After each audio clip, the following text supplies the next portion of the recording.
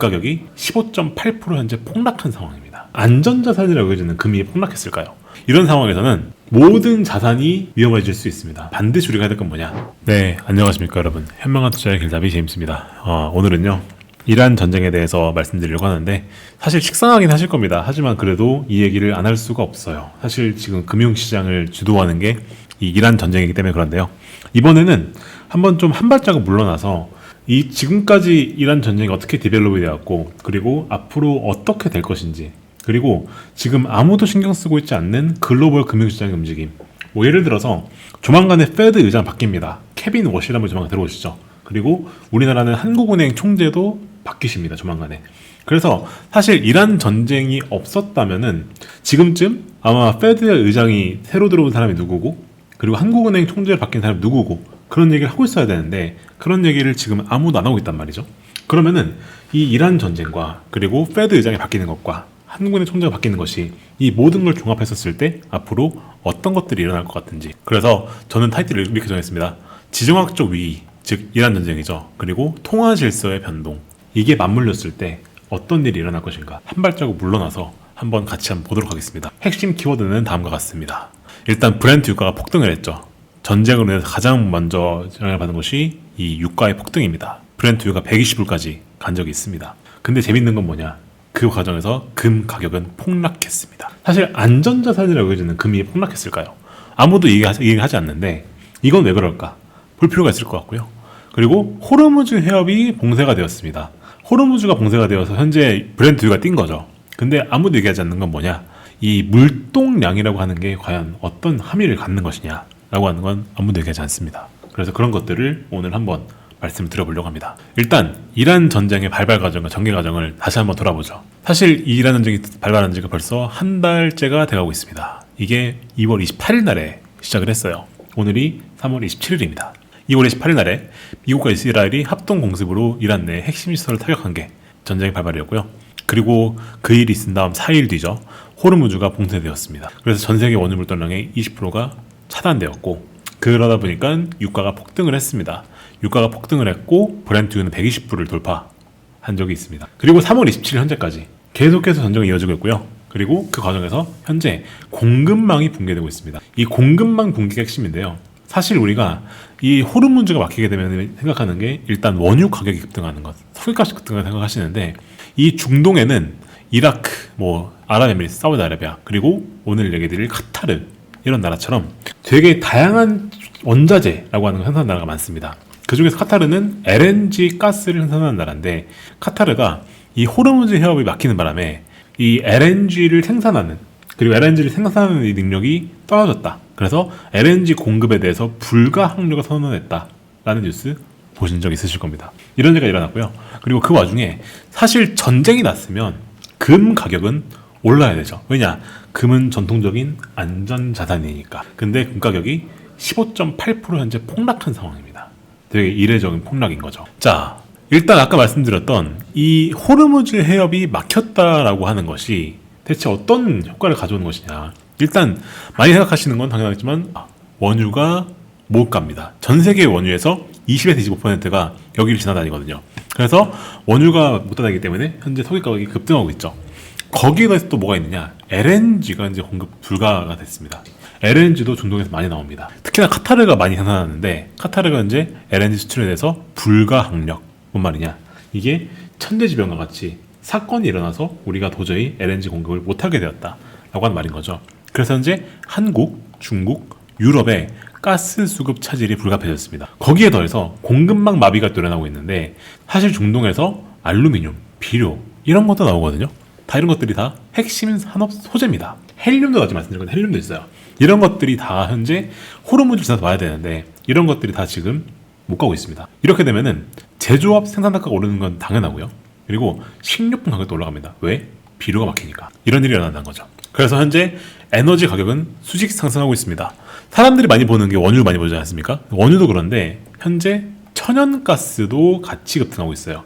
사실 천연가스랑 원유가 전통 에너지의 어떻게 보면은 대부분이고, 이것들이 현재 전 세계적으로 에너지의 대부분을 차지하고 있는 것들인데, 이 두 가지가 올랐다는 뜻 자체가 에너지 가격이 말 그대로 수직으로 올랐다 라고 볼 수 있는 그런 대목이라는 겁니다.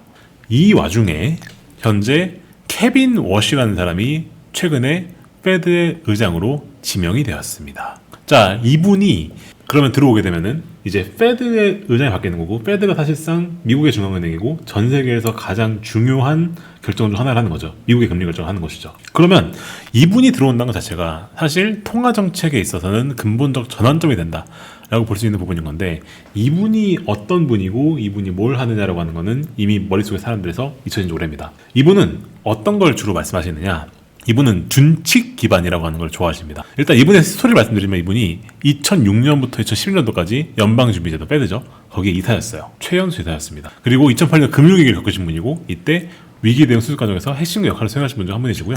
그리고 모건 스탠리, 골드만삭스 같은 곳에서 M&A 부서임을 하신 적이 있습니다. 근데 이분이 2월 11일 날에 2011년에 이때 페드의 의사직을 자진 사퇴를 하시는 일이 일어났는데, 왜 그랬냐면은 페드가 이 당시에 양적 완화를 했죠. 이 양적 완화라고 하는 거에 대해서 반대했습니다. 그래서 이분은 연준이 가지고 있는 대차대조표, 연준이 매입한 채권, 연준이 채권 매입을 해서 시중에 돈을 푸는 걸 막아야 된다는 분입니다. 그래서 연준이 시장에 개입하는 걸 싫어해요. 그래서 준칙 기반이라고 하는데, 연준이 시장에 개입하는 거를 최소화시키는 걸 좋아하시는 분이란 말이죠. 그래서 현재까지 연준이 펼쳐왔던, 금융위기를 펼쳐왔던 이 양적 완화라는 걸 되게 안 좋아하시고, 그러다 보니까 공격적인 QT를 추진할 것이다 라는 말씀을 하시는 분입니다. 그럴 걸 예상이 되는 분이에요. 즉 뭐냐? 긴축적인 정책을 펼칠 가능성이 예상이 되는 분이라는 말인 거죠. 자, 그런 와중에 에너지 물가는 오르고 있습니다. 어떤 일이 일어날까요?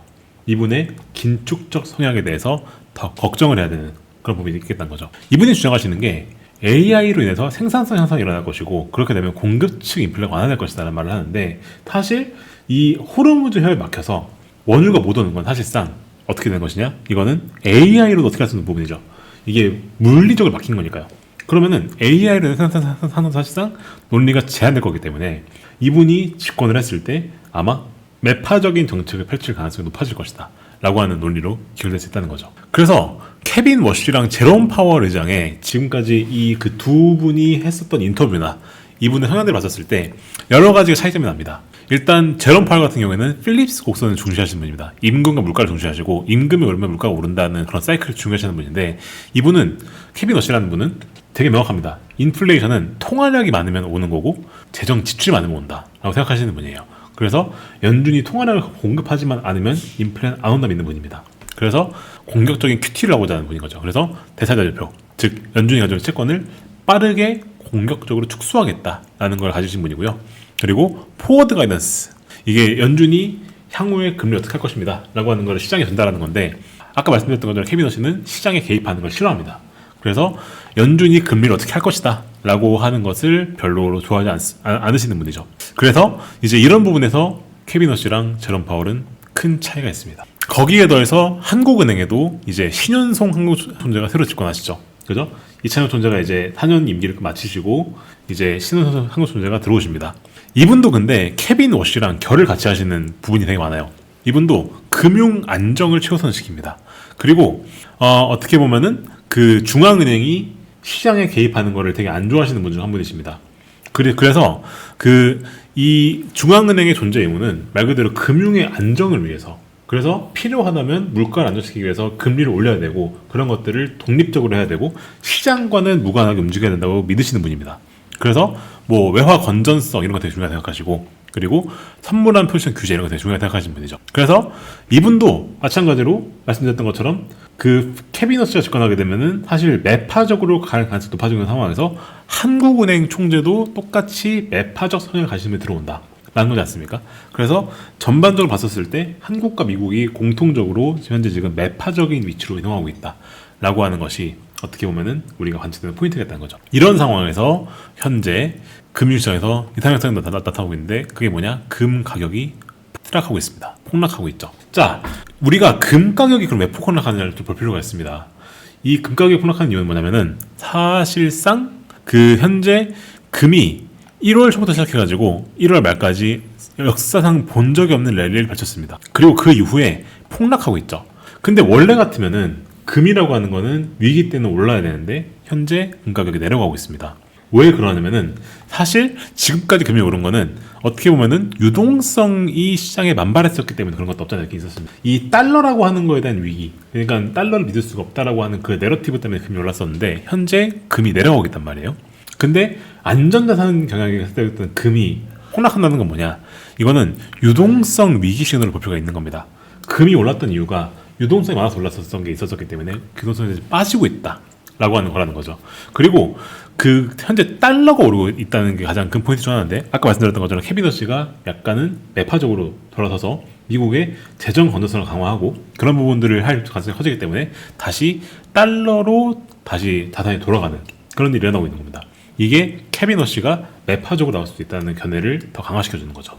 그리고 이와 동시에 유동성 측면에서 현재 뭐가 나오고 있다라고 하는 그런 의미로도 해석할 수가 있는 그런 부분이라는 거죠. 그래서 궁극적으로 봤었을 때 이 종합해 보게 되면은 아까 말씀드렸던 중동 전쟁과 케빈 워시라는 사람의 페드 의장 지명, 그리고 전반적인 거를 다 봤었을 때 저는 이렇게 생각합니다.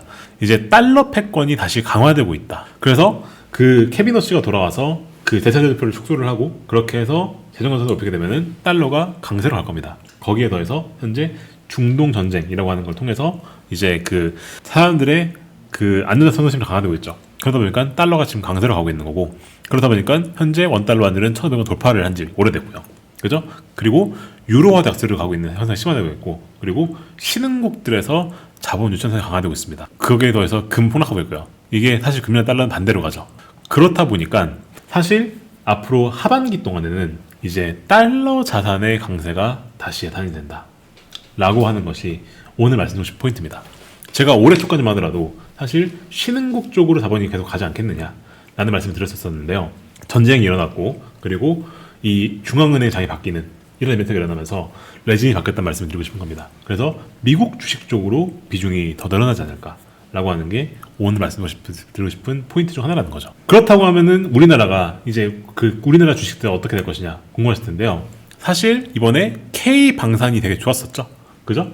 이제 그 K 방산 주식들이 그래서 엄청 많이 올랐습니다. 그리고 이번에 K 방산 주식들이 되게 중동에서 많은 성과를 냈었기 때문에 이런 부분에 있어서는 꽤나 괜찮은 스탠스를 보이고 있다라고 볼 수가 있을 것 같고, 근데 반도체랑 자동차 산업은 계속 위기로 가고 있습니다. 반도체가 요즘 많이 내렸죠.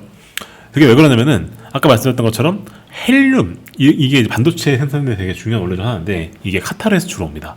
그리고 브롬이라는 재료도 있습니다. 이건 이스라엘에서 주로 옵니다. 이런 것들이 다 현재 생산 차질을 겪고 있다. 그렇기 때문에 반도체가 현재 지금 고통받고 있는데 현재 이것은 전쟁 때문에 그러하다. 그래서 전쟁 동안에는 사실상 우리가 이 방산과 반도체가 계속 엇갈리는 흐름을 보이는 것은 계속해서 이어질 것 같고, 그랬을 때 우리가 앞으로 어떻게 될 것이냐 라고 하는 부분을 본다면 일단 조기 종결 시나리오, 그리고 장기전 시나리오, 최악 시나리오, 그리고 완화 시나리오, 이 네 가지를 동시에 볼 필요가 있습니다. 그랬을 때 가능성이 높은 것은 저는 개인적으로 조기 종결과 장기전 시나리오 둘 중 하나를 봅니다. 일단 장기전으로 가게 되면은 유가가 130, 150% 계속 유지가 될 거거든요. 이렇게 되면은 경기 침체가 올 가능성을 걱정하셔야 됩니다. 사실 물가가 오르는 건 물가가 오르는 건데, 사실 유가가 이렇게 급등하게 되면은 이 유가가 급등한 것이 지정학 요인의 영향으로 간다면은 이거를 낮출 방법이 없거든요. 그렇게 되면은 수요도 줄어듭니다. 그래서 경기 침체가 올 가능성이 높아지고 있다라고 보셔야 될 것 같고요. 사실 근데 조기 종결로 가더라도 이미 아까 말씀드렸던 원자재 쇼크가 온 건 맞기 때문에 그것만으로도 일단 GDP가 꺾일 겁니다. 그런 부분들을 우리가 염두할 필요가 있겠다라는 말씀 좀 드려야 될 것 같고요. 궁극적으로는 이래서 스태그플레이션에 대한 우려가 이제 커지고 있는 상황이에요. 스태그플레이션에 대한 우려. 이것은 인플레 압력이 오면서 동시에 경기가 침체로 가는 걸 얘기를 하는 건데, 아까 말씀드렸다시피 이런 외생적인 요인으로 오는 쇼크에서는 스태그플레이션의 올 가능성이 커집니다. 왜냐, 이거를 수요 측면에서의 그 물가가 오르는 게 아니라 공급 측면에서 오르는 거기 때문에 이게 공급 측면이 오르면서 수요를 깎거든요. 그렇게 되면은 가격은 올라간 상태로 유지되면서 수요가 깎이기 때문에 궁극적으로는 스태그플레이션이 오는 거죠. 근데 이런 상황에서는 사실 그 모든 자산이 위험해질 수 있습니다. 이랬을 때는 반드시 우리가 해야 될 건 뭐냐, 실물 자산을 반드시 보유하셔야 됩니다. 원자재 같은 거 투자하셔야 되고, 그리고 그 주식 채권만 투자하지 마시고 뭔가 이 스택을 해칭할 수 있는 그런 것들을 같이 투자하셔야 된다는 거죠. 이런 부분을 반드시 챙기셔야 된다라는 말씀을 드려야 될 것 같습니다. 자, 그러면 정리해보면은 우리가 어떤 식으로 투자를 해야 되느냐, 기간 프리미엄 관리 이런 거 하셔야 될 거고요. 그리고 아까 말씀드렸던 것처럼 방어적 포지션, 하셔야 되겠다. 이런 부분 보셔야 될 것 같고, 그리고 사실 지금 우리가 보고 있는 게 이 브렌트유가 어떻게 되고 있느냐, 즉 이제 전제 때문에 석유값만 다들 보고 있는데, 반대로 보셔야 될 건 뭐냐면은 그와 동시에 현재 달러 인덱스가 급등하고 있고, 그것은 케빈 워시라는 사람이 집권을 해서 대차대 대표를 줄일 것이다. 그래서 이제 미국이 정상화될 것이다 라는 기대가 같이 깔려 있는 겁니다. 그래서 이런 부분들도 이제 같이 점검하셔야 된다 라는 말씀을 마지막으로 좀 드리고 싶어요. 자, 그래서 오늘은 제가 말씀을 좀 되게 길게 드렸습니다. 지금까지 있었던 일들을 좀 종합해가지고 다 같이 한번 보자는 거죠. 그래서 결론적으로 봤었을 때 현재 달러 인덱스가 급등하고 그런 것들에는 전쟁 위기도 있지만 아까 말씀드렸던 중앙은행자 바뀌는 이제 그런 것도 같이 껴있다. 그래서 그런 부분들을 같이 복합적으로 고려해서 전략을 짜야 되겠다 라는 말씀 드리는 겁니다. 자, 이렇게 객관적 데이터로 정리해서 보면은 앞으로 어떻게 될지 조금 명확해집니다. 이런 걸 저희는 퀀트 투자라고 하고요. 저희는 퀀트 투자라고 하는 것을 지향하는 그런 사람입니다.